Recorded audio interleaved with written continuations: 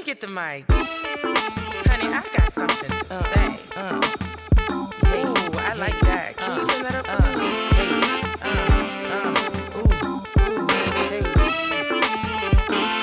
No, like, it's Maja. But you know, Maj for short.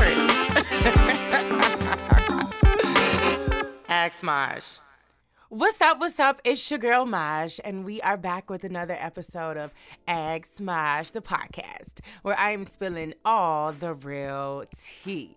So I'm so excited to be here. We have so much to cover. So grab your cocktail, grab your mimosa if it's in the morning, grab your coffee because we are getting into it. So excited to be here. I'm always so excited to record. Yes. Okay. This is my zone. All right, so, we got to start with the Maj moment of the day. All right, so hear me out on this story. I know y'all gonna judge me, but hear me out. Okay.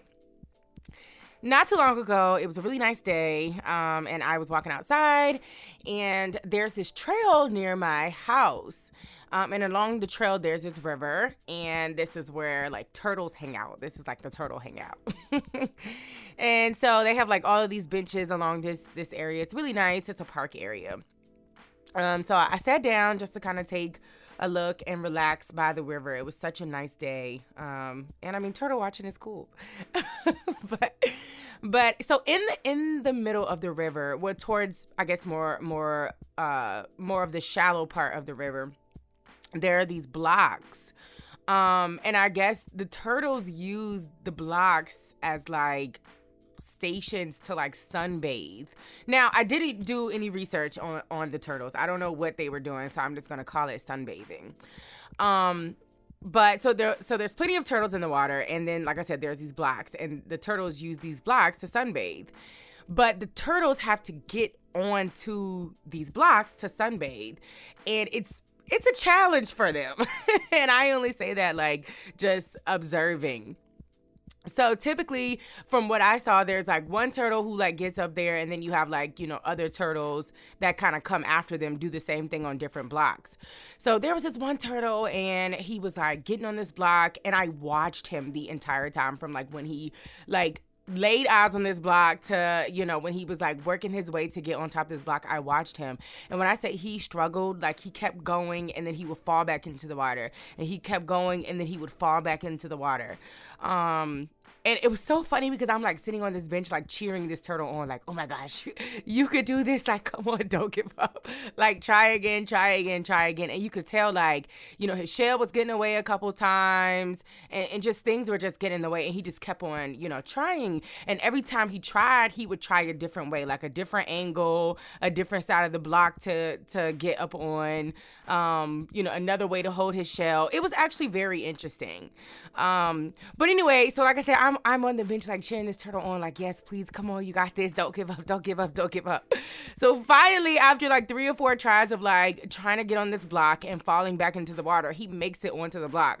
And y'all, when I say I am on the side of the river on a little bench, like, yes, clapping my hands like, yes, you made it.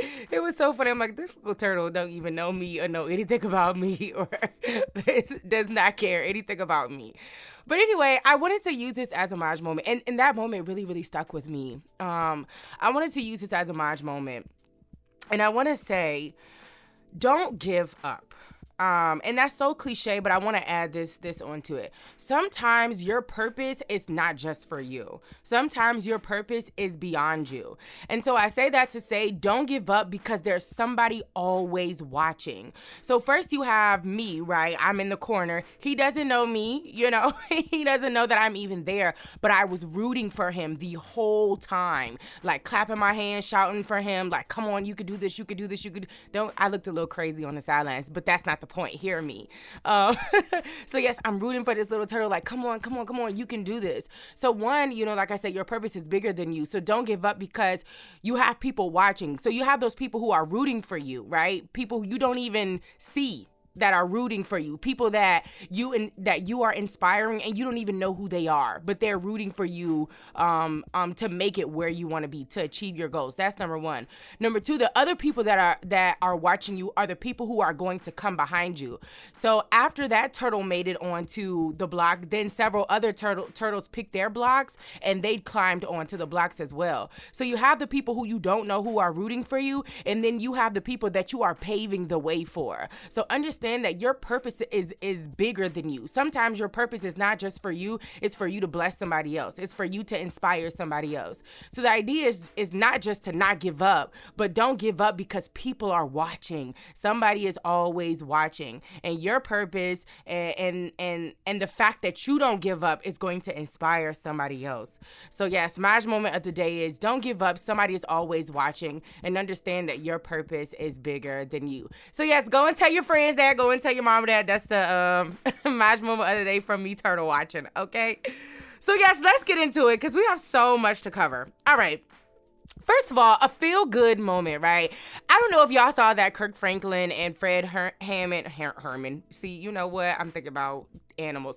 Fred Hammond's versus battle. Oh my gosh, so powerful. And let me say, even if you're not religious, even if you're not spiritual, that was such a feel-good moment. Like, that was such a feel-good time.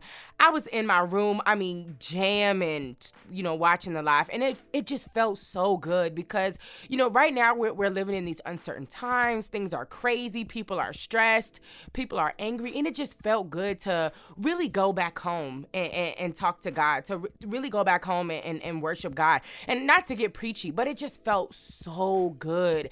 Those encouraging words just felt so good. Like, just seeing them praise and worship and be in good spirits, it felt so good. And I'm a preacher's kid. I don't know if y'all know that about me. So it really just took me back to growing up, being at home with my parents and them teaching me that even when it's good and when it's bad, you're supposed to pray. You're supposed to worship. So it just felt good to praise and, to be uplifted, to be empowered, and to be in those good spirits. Oh my God, it felt so good. And, a lot of people were tweeting like, we should do this every week. And when I say I'm all for that, so versus Timberland, look, if y'all want to do that every week, I'm here for it. Don't get me wrong, I'm here for all of the other versus battles as well. But it was perfect too because it was on Sunday. So it was just a great way to start the week. To start the week off feeling inspired, empowered and uplifted. Like, oh, I just felt so good. And when I say that prayer that night was on point, it was on point. So yeah, shout out to everybody who watched the versus battle. So another feel good moment for me. I don't know. Some people may not agree with this, but hear me out.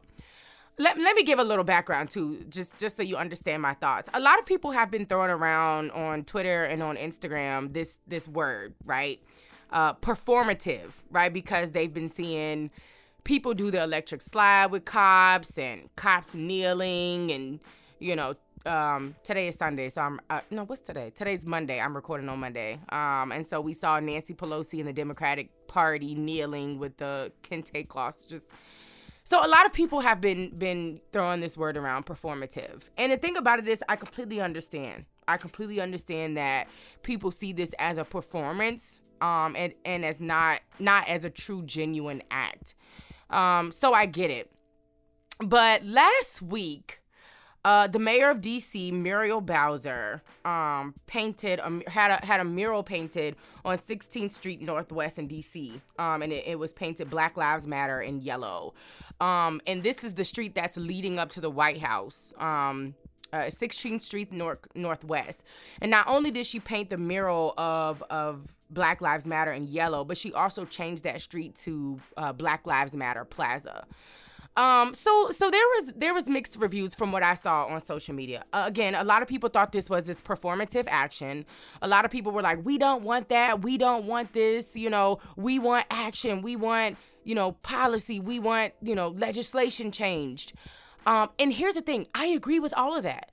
I am here for all of that. But you know what? I had a snap back to reality when I went to a protest on Saturday, and it was really cool to be out there, like just to be a part of history. But while I was out there, there was people dancing, there were people playing music. They had food out there, food trucks. People were selling T-shirts. To be honest with you, it almost seemed like block party-ish. Like there was this like Black Lives Matter, like block party thing, like element to it. So it just seemed weird.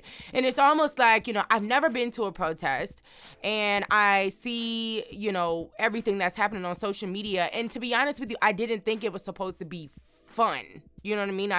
It was supposed to be, I don't know, I guess it was supposed to make you feel empowered and uplifted and make you feel good about the fact that you were a part of this change, not necessarily fun.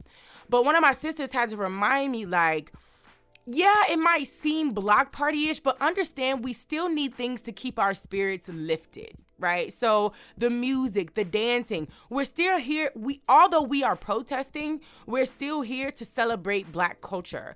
And so that's how I feel about what the mayor did. I don't think it was a performative action. And yes, we have a long way to go. Like, we want policy, we want legislation change, we want all of that. And I agree. I absolutely agree. But you cannot tell me that didn't feel good when you saw that. You can't tell me that it doesn't feel good to say that Trump lives on Black Lives Matter Plaza. Like, does that not feel good? So I think that, we have to go back to, again, like uplifting our spirits and empowering each other. It's okay to say you went to a protest and you felt good because you felt empowered because you were part of that change, but it's also okay to say I had fun. It's also okay to say that felt good. And so I think it goes, like I said, it goes back to what the mayor did. Like, I think that was a feel good moment to have our spirits uplifted because a lot of times, like, we're fighting and it can become draining. It's exhausting. Like, yes, we're here for the fight, but it's okay to feel good. It's okay to have fun in these moments. It's okay to celebrate Black culture every now and then. Everything, that somebody has done that's not policy is not necessarily a performative action. So that made me feel good, and I hate that people feel like that's not, we know it's not enough. I understand that. And, maybe that wasn't her intent, for like, oh, I know how to get him. I don't think that was it. I think it was truly just, this feels good, and we've seen a lot of progress over the last few days. So I think just a reminder that, this feels good. We're making progress and we're truly celebrating Black culture and Black Lives Matter. I appreciate that. So shout out to Mayor of DC, Miss Muriel Bowser. So yes, moving on, next topic. Amanda Seales. She is leaving The Real. She announced that she is leaving The Real. She was on Instagram Live doing an interview. And she announced that she was leaving The Real because she's not able to and I quote, speak to my people the way they need to be spoken to. And the crazy thing is, she's only been on there for 6 months. That is wild to me. And she is leaving. She said, I'm not at a space where, as a full Black woman, I can have my voice and my coworkers also have their voices, and where the people at the top are not respecting the necessity for Black voices to be at the top too. So shout out to Amanda Seales, for taking that leap of faith and leaving The Real and understanding your worth. I'm not gonna lie, I don't watch the show. A lot of times I only watch clips when, their conversations go viral. But I do know that Amanda is a radicalist. She says what she wants. And she's not too fond of people's opinions about her. So I can respect that. I saw a tweet that said, I'm glad Amanda left The Real. She was too real for The Real. So respect, shout out to her. If you feel like your jobs or your company's, policies don't align with, what you believe in, you might want to rethink your position there or rethink your longevity there. So shout out to her. I think she was definitely setting a great example for others to do the same. That was inspirational, very powerful for her to make that decision.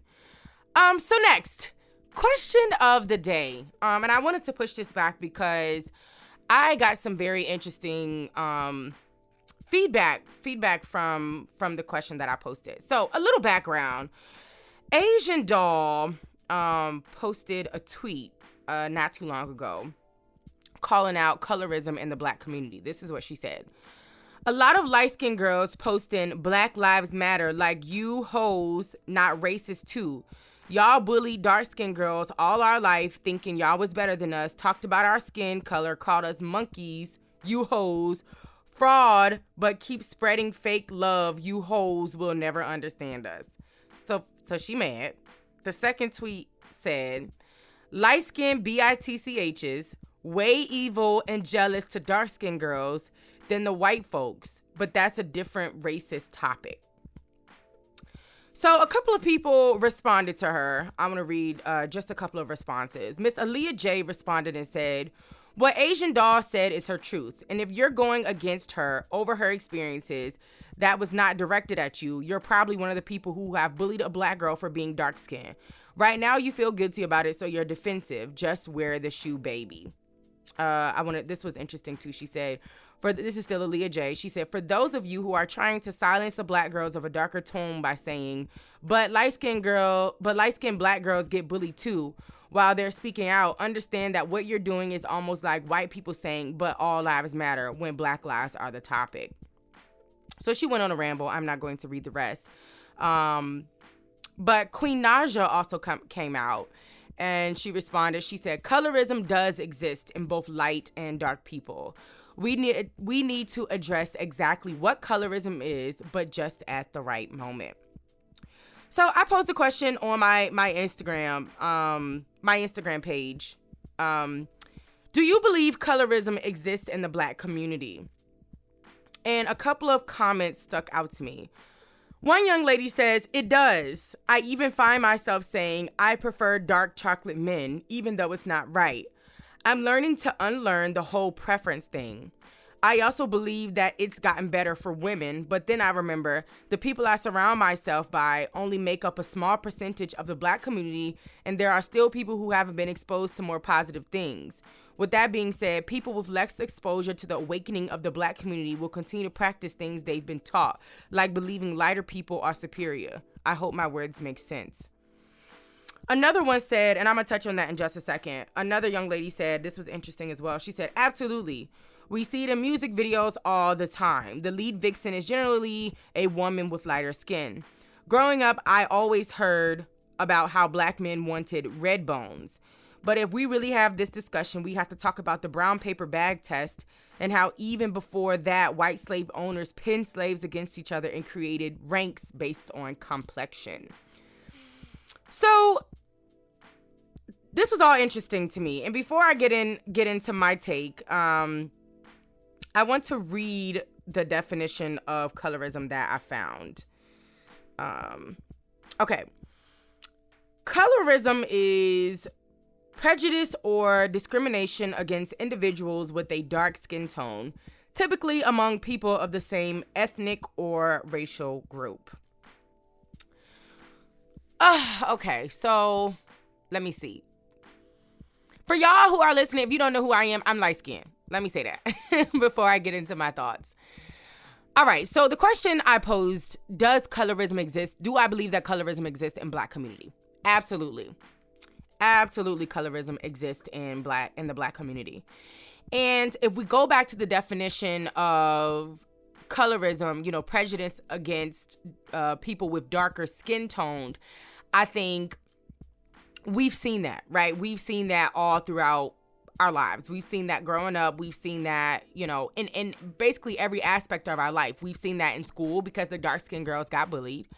We've seen that in music because, like the young lady said, light skins were always favored, right? You want a long hair, thick red bone, red bone this, red girl that, light skin girl this, and the light skins were the lead video vixens. We see that in the modeling world. Like it hasn't been that long that dark-skinned women have truly made way in the modeling industry. And I think that's why Lupita was so praised, because she really put on for dark-skinned women just in the entertainment industry, period. So we've seen that, in all aspects of our lives, in our upbringing, in our school, in our music, in the modeling industry, in the entertainment and fashion industry. Like, we've seen that everywhere. So I absolutely agree that colorism exists. And I absolutely agree that, with what Aaliyah J said, that, the topic at hand is that, if we think about the true definition of colorism, it's about prejudice against darker toned people. So absolutely, that is very, very, very true. However, I think what us as a Black community have to understand, how can I say this? The best way that we are going to see change is through unity. This Sunday, my pastor preached, and he used the word use, and he broke it down. U was for unity, S was for strategy, and E was for execution. And he used use because in order to make change, we have to use our weapons. And those were our weapons. That's how he broke it down, which I thought was very interesting. So I think our weapon is unity. Our weapon is unity. I feel like since I've been living, and trust, it ain't been that long, but not the point. This has been the most I have seen Black people unify since I have been alive. And I feel like, not to say there is or there isn't a time to address it, because I'll get to that in a second. It absolutely needs to be addressed in order to get past it.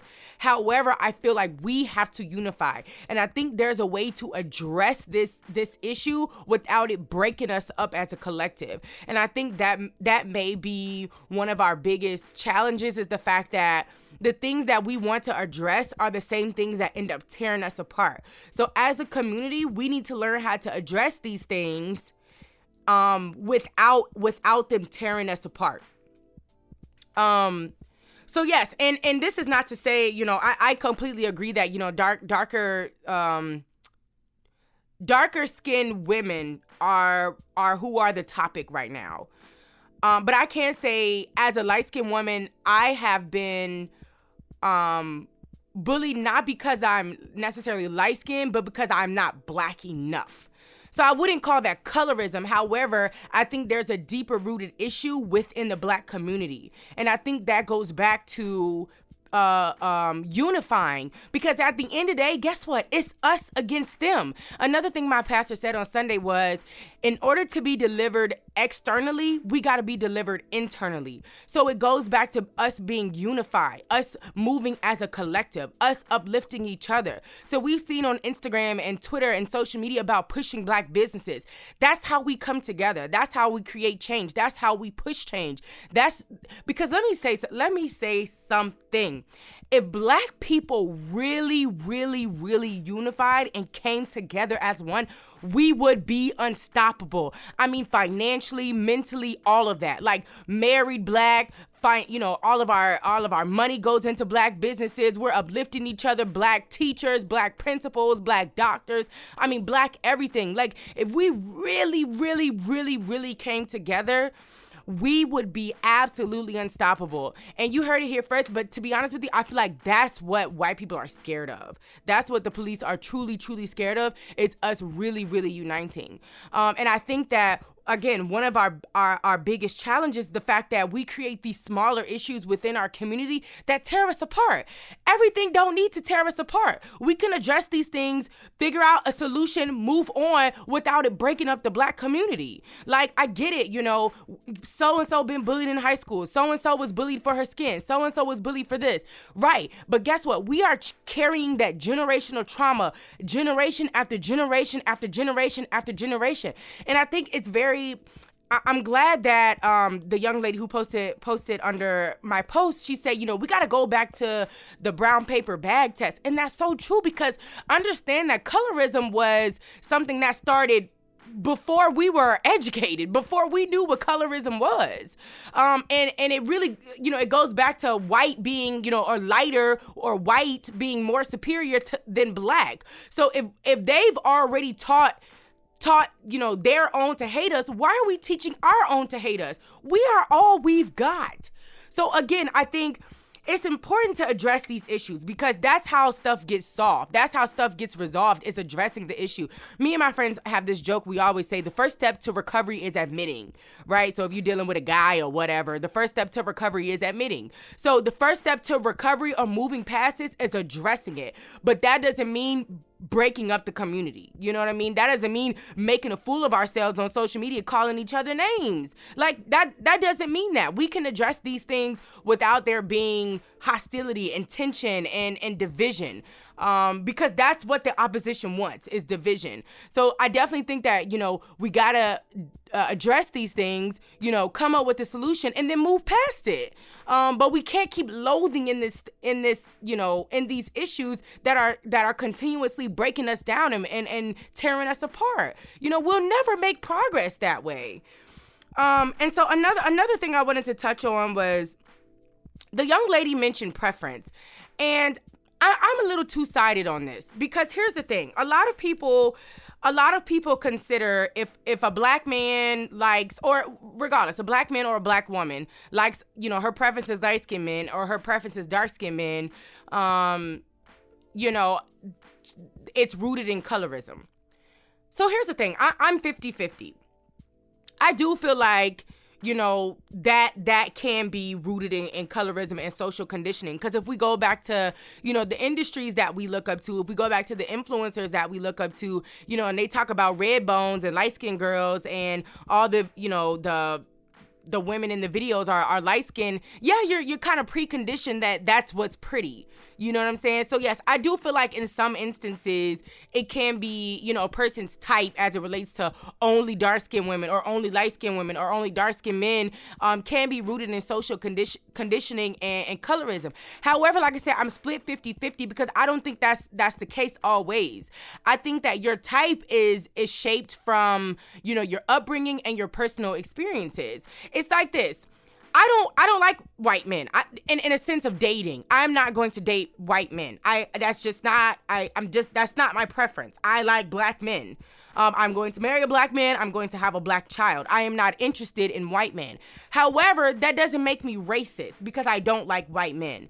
So yes, that goes back to the colorism idea, is that just because I like only light-skinned men or I like only dark-skinned men, it's rooted in colorism. That's not true. If I don't like white men and I prefer black men, that's not rooted in racism. That's just my preference. That's just how I was brought up. That's my upbringing. Those are my personal experiences, and that's what I choose. And on top of that, I like how black men look. Like, sometimes it has nothing to do with, anything else but just my personal preference. And I mean, it has a lot to do with how they look. I like the way black men look. It has a lot, and when I'm talking from a personal perspective.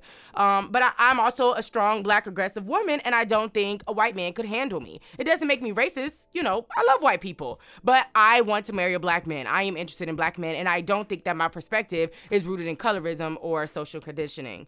So I don't know. That's a topic that I need to have a conversation with more than one person, not just me, because there's so many things you could get into as it relates to colorism, and I'd love to hear it from a dark person's point of view. Because it is an issue. It is an issue, and I definitely think it needs to be addressed. But I think it needs to be addressed. There needs to be a solution, and then we need to move on. Like, it's not something that we should, continue to harp on, because, like I said, these are things that incite division between us, and we need to be unified now more than ever. I also saw this tweet on Twitter. Maxine Shaw. This is what she said. And I mean, I agree with her wholeheartedly. She said, "We have to tear down colorism if this is a real revolution. The idea that lighter skin and looser curls stem from the idea that proximity to whiteness is better. It's time to let that go, nieces and nephews." So I agree but like I said, I think it does need to be addressed, but, and we do need to come up with a solution and move forward. However, it doesn't need to be something that breaks us apart, that causes division. So that's my stance on that. I would love to hear what y'all have to say about that. Please, comment under the post for the question of the day. I'd love to keep this conversation going. All right, so moving on to the next thing. Ben and Jerry's is the real MVP. Let me say this. I am already an ice cream lover. I love ice cream. I scream, you scream, we all scream for ice cream. Like that's me. I am an ice cream lover.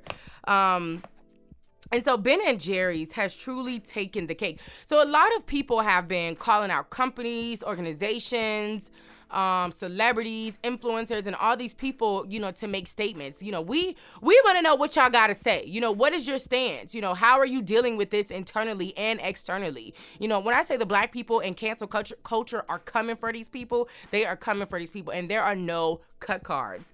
And so a lot of these companies have made statements, whoop-de-doo, but you can also tell, a nice little PR team wrote the statement, and it's like, okay, we got to do what we got to do, before we get canceled. And then you have a lot of companies who have, made true, genuine statements against, police brutality and racial injustices. But honey, when it comes to statement and true action, Ben and Jerry's takes the cake. When I say they did not just, come out and say, we support, so on and so on. We support Black Lives Matter, and, we support this, and we don't believe in this, and we stand against this. When I say they really went in, first of all, they addressed the history behind, racism and prejudice. And I mean, I saw a lot of tweets making fun and saying, I learned more about Black history in the Ben and Jerry's company statement that I did in school. So, they addressed the racism. They acknowledged many other Black women and men who have died at the hands of law enforcement. And they even gave us a plan of action as to how they want to move forward and who they're challenging. I'm like, come on. So they said, what happened to George Floyd was not the result of a bad apple. It was the predictable consequence of a racist and prejudiced system and culture that has treated Black bodies as the enemy from the beginning. They also attributed Floyd's death to inhumane police brutality that is perpetuated by a culture of white supremacy. And they challenged Americans to dismantle white supremacy and grapple with the sins of our past. Who else called out white supremacy? Let me know. Let me know who else called out white supremacy. And the founders of Ben and Jerry's, two white men, have been arrested, I believe, on more than one occasion while protesting for social change. I'm just like, it really doesn't get any better than this. Like, not just talking, but true actions that have come behind their statement. And, they ain't new to this. They true to this. They've been very public about their support of, Black lives and the Black Lives Matter movement. I absolutely love it. And they even came out with some different ice cream flavors that are based around justice and social change and racial equality. Like, I mean, it doesn't get any better than that. So, yeah, shout out to Ben and Jerry's, but everybody else, y'all cancel. But yes, no, Ben and Jerry's definitely set an example for all the other companies. I mean, just wow. So speaking of people that's been canceled, when I say, like I said, cancel culture over the past month, cancel culture has gone in. And when I say ain't nobody getting cut cards, I mean, they are going in. So I made a little list of all the celebrities that's been canceled for your information. Okay, so let's get started. Mr. Desi Banks, he number one. He posted a picture on Twitter of these two side-by-side images. Well, one was above the other. And the first image was a picture of, like, Martin Luther King, like, walking back in the day with protesters, peacefully protesting. They were all holding hands. And the caption said, "This is a protest." And then the other picture was some protesters running out of Target, I guess, when they were looting. And the caption said, "This is a crime." And when I tell you, people went in on Desi, because they felt that the statement was ignorant, in the sense that, can you blame these people for being angry? We're fed up, we're tired, enough is enough. Can you blame them? You know what I mean? Like, and then it's also like, well, what are you doing? What are you doing to help? How have you helped the cause? Other than coming out and speaking out against protesters. So he later on apologized, but I don't know. I don't think people were having it. So next was B. Simone. So a lot of people were, a lot of people noticed that she had not been tweeting about what was going on. So she had not made an official statement. about what was happening, and a lot of people began to like question, like, where be Simone at? Why she ain't said nothing yet? So she came out in response to that, and she said, I'm not living to please man. I'm here to please God at the end of the day. I am a Christian. I'm God-fearing. I have to answer to him.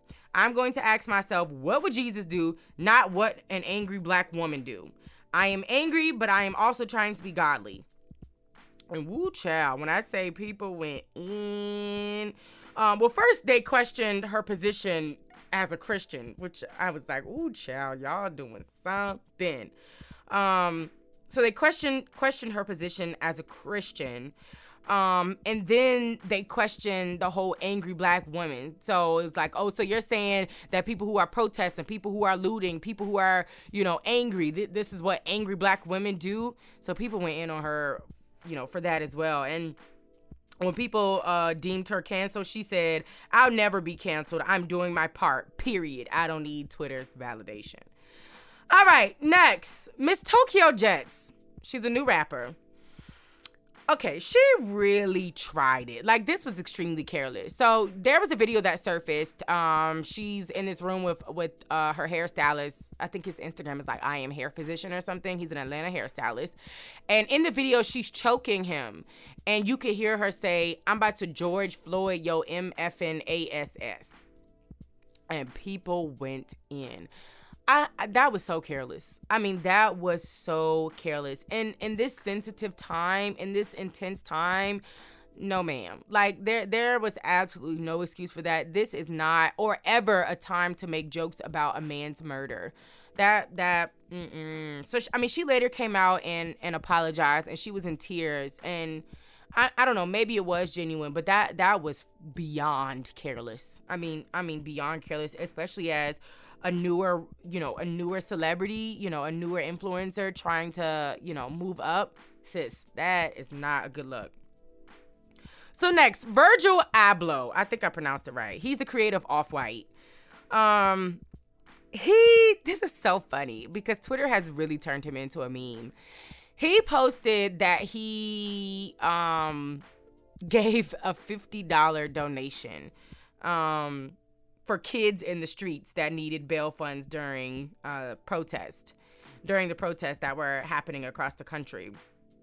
And people were calling him cheap and, all the other names in the book. So he came out and said that he actually donated over $20,000 in total, but he was also matching $50 donations, and he chose to post about the $50 donation.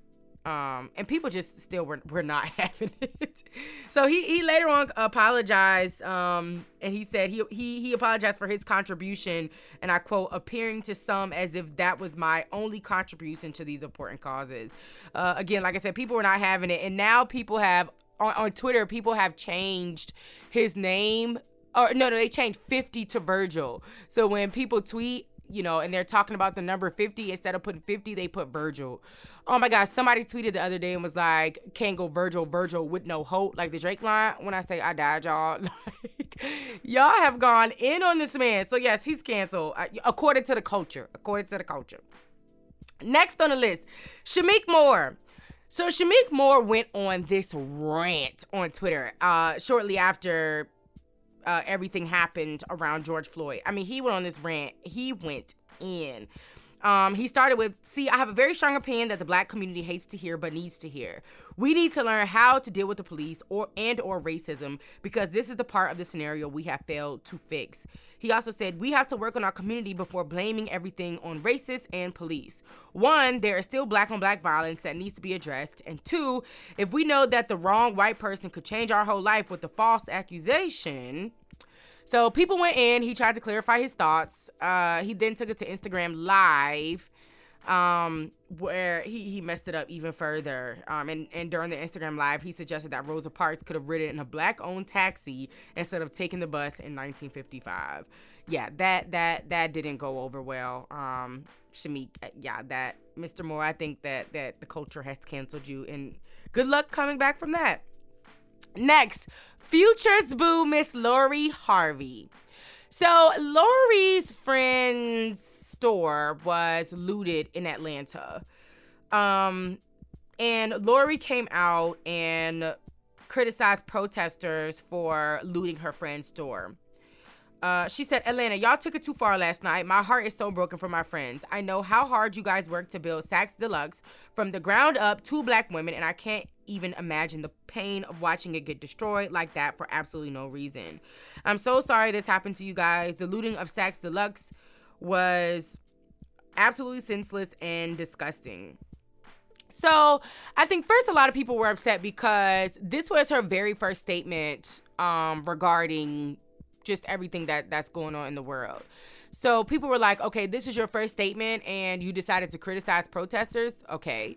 And then secondly, I think people were upset because these are things that can be replaced, right? You know, buildings, you know, I hate to say it, but homes, you know, these things can be replaced. You know, George Floyd's life can't. So people kind of accused her of like missing the bigger picture. Like, girl, you know, you're worried about a store and, you know, black people are losing their lives continuously by people who have promised to protect and serve us. So, yeah. All right, next. Shekinah Joe Anderson. She's a reality star on Love and Hip Hop. Her situation was kind of the same. They canceled her because she was crying about the Gucci store that was looted in Atlanta's Lenox Mall. She was crying on live. She said, Gucci ain't did Sugar Honey Iced Tea to y'all. Y'all can say whatever y'all want to say. They racist, whatever. I don't want to hear it. They ain't did nothing to y'all. Lenox Mall ain't did nothing to y'all. So, like I said, similar to Lori Harvey, people were mad and said that her comments were insensitive and accused her of kind of, you know, missing the bigger picture for, you know, material things that can be replaced versus lives that can't be replaced. All right, next. Ari Fletcher. I honestly don't know what Ari Fletcher does. I did some research on her and I couldn't figure it out. So we're gonna call her a social media influencer. She tweeted. She said, "Everybody's begging people with money to donate. I hope y'all using some of y'all stimulus checks to donate as well." So people were upset about this because they looked at it as insensitive. You know, we are in a pandemic. Is what, you know, a lot of people still forget. We're in a pandemic and a lot of people are jobless. They don't have homes. The unemployment rate is crazy right now. And, you know, the stimulus check was, you know, is what people are using to really, really get by. And so people are saying, girl, like you pretend to have all this money, you know, and these are people's livelihoods. You know, they don't have a job, you know, while you're privileged, and how dare you come out of your mouth and say that? I'm just saying what the people say. I'm just a reporter. Don't shoot the messenger. So they said Ari Fletcher was canceled. Next, Miss Trina. She number 7. She number 9 on the list. She compared protesters to animals on her TNT show with Trick Daddy. These were her words. She said, "Keep everybody off the street. These animals off the street. They're running around in Miami-Dade County acting like they escaped from the zoo." She also added that the marchers are not even caring about Floyd. And then so I guess at some point Trick Daddy tried to explain why the protests were important. Trina said, "I'm never scared. I have my license and registration and insurance. I know my rights." Woo, child. Trina, I feel like, you know, in this time, sis, no, you know, I think, I want to give so much grace, but I feel like, y'all, we are in such a crazy time. Like, we're in such a sensitive, you know, hostile, like, intense time. Like, you really, really, really got to be careful about what it is that you say. And my thing is, you know, if you feel like what you say is going to hurt people, maybe you shouldn't say it, you know, as an influencer right now. Like, it's okay to research. It's okay to read the room, as what Twitter says. I just don't think that just wasn't the right time. That it's never a right time to call people animals. You know what I mean? That's never a right time. And my thing is, you know, like I said, I try to give grace, but when you come back and say, you know, when you try to apologize and say like, "Oh, I didn't mean that," it's like, how did you not mean that though? Like, how did you sit there and say, you know, protesters are animals or they run around acting like animals? How did you not mean that? You know, I don't understand. I don't get it. But, you know, to each his own. But yeah, she came out, I think the next day, and apologized on the same radio show. And people even signed a petition to get her fired. But This is what she said in her apology. She said, I would never say that or call black people animals or names. I am a black person. I must be an animal. I must be the same person, she said. That's not who I am. But like I said, people still were not feeling her. And they even signed a petition to get her fired. And then lastly, no, I got one more after this. Drew Brees, New Orleans Saints football player. He was in an interview with Yahoo Finance, and he said, and I quote, I'll never agree with anybody disrespecting the flag of the United States of America.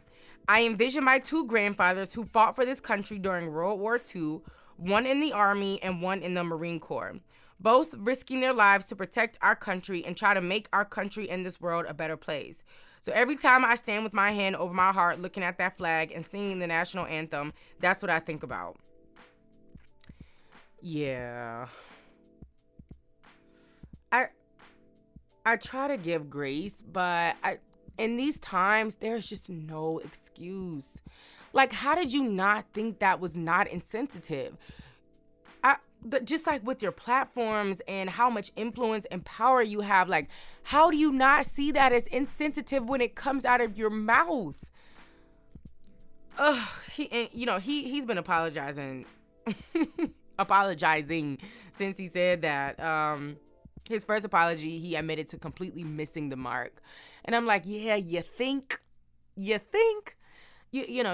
talking about, your grandfathers who fought to protect this country. Who you think built the country for them to protect? Oh, child, that's another story for another day. And then, I don't know, so this is my last one. I don't know if they canceled her, but people aren't feeling Jess hilarious. She's a comedian. She came out and made a video basically saying that, y'all are canceling all these people. Y'all are canceling all these people with platforms, but if you cancel everybody, then who are we going to have left? And so people didn't take too kind to that. I saw a lot of people say, like, if it wasn't for us, you wouldn't have that platform. And I mean, that's true. It's very, very true. If, it's the fans, that give y'all that platform. So sad to say, but it's also the fans that can cancel you as well. So, like I said, black people are fed up. The black community is fed up, and they feel like, if you ain't with us, we ain't with y'all. That's what I've been seeing on Twitter. So, like I said, I think in these times, you got to be smart. You have to be careful about what it is that you put out, because people are hurting. People are hurting. People are tired. People are, tired of seeing their family members, die and be tortured and just anything else in the book. I can't even think right now, but people are tired. And I don't blame them. So I think, in these times, and I also think that as influencers, they have to look at it from a privileged place. Y'all ain't down here. You know what I'm saying? With the poor folk, with the broke folk, with the regular civilians. Y'all not down here with us. Y'all living large. So even when we talk about a pandemic, you don't know. You ain't living in no pandemic. Most of y'all got gyms in y'all homes, pools, playgrounds, all types of stuff to keep y'all entertained. You know what I'm saying? Your house is the world that we try to go to. You know what I'm saying? Your house is the places that we try to go to, that we try to escape to. Y'all have all of that right at your fingertips. We don't. So, I think they have to understand, y'all are speaking from a privileged place. And until you, come down off your high horse and come back where you started, remember where you came from, you don't understand. And I mean, it sucks because it feels like y'all aren't trying to understand either. So, I mean, I guess I hate to say it, but it's going to take one of y'all's, brothers or dads or cousins or uncles to pass away at the hands of police, for it to become real for you. But hey, it is what it is. Like I said, I try to give people grace. It's hard, because I'm not perfect either. I've said some things I don't mean, and people can learn from their mistakes. But it really it's hard to see, when the apology is genuine. Like, are you sorry or remorseful because you got backlash? Or are you remorseful because of what you said, because you truly hurt people and you realize that? And I mean, I guess sometimes that's just something that we'll never know. But anyway, that's y'all's dose of MASH for today. I got everything off my chest. It's been a long week. But I pray that you guys are uplifted, that you are empowered, and that you are having an amazing week on this hump day. Go outside, take a walk, do something fun. Act a little crazy. I don't know. Whatever y'all do, make a drink, do something. But yes, thank y'all for listening, and I will catch y'all on the next one. Honey, I got something to say. Hey, ooh, I like that. Can you turn that up for me?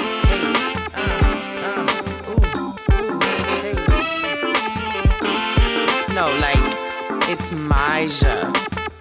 But you know, Maj for short. Ask Maj.